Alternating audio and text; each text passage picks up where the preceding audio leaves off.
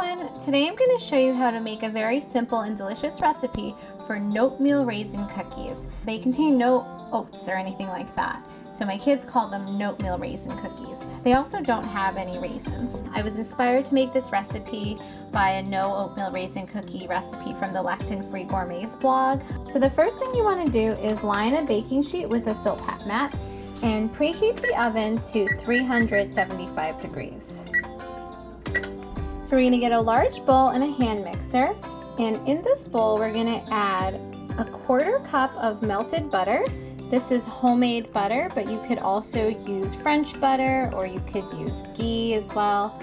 A 1/4 cup of brown sugar Swerve, a 1/4 cup of Yacon syrup, and so we're going to just mix those together with the hand mixer. So after that's combined, we're going to add 1 pastured egg into it, and we're going to mix that together for about 30 seconds until it's a smooth, creamy mixture. Alright, so now we're going to add the dry ingredients into this mixture.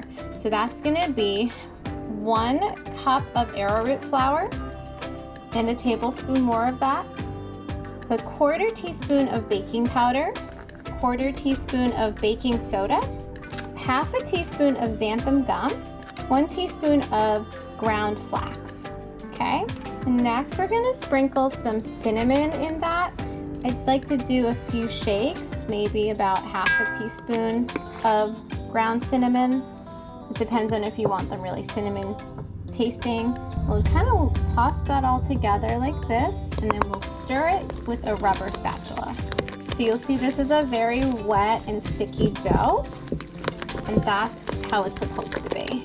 Okay, so then we're gonna put in about a 1/4 cup of currants, which are just these tiny little, they look like raisins, but they're super tiny. So just stir that in together.